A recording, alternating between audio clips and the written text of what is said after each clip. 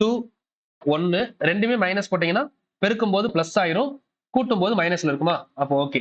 First என்ன வருது? p minus 1 p minus 2. இப்போ second of p square minus 4. இது நமக்கு இப்படி யோசிச்சு பாருங்க, x square minus y square. இது எப்படி எழுதுவோம்?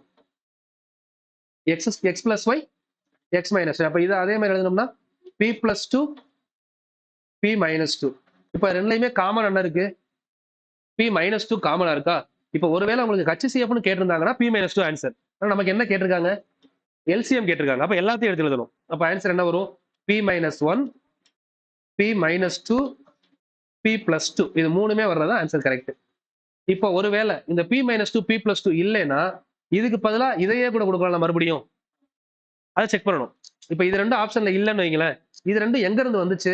இதை தானே பிரிச்சு இப்படி எழுதியிருக்கோம், அதை சேர்த்து மறுபடியும் எழுதலாம். அப்ப ஆன்சர் வந்து என்ன வந்துருது? ஏ.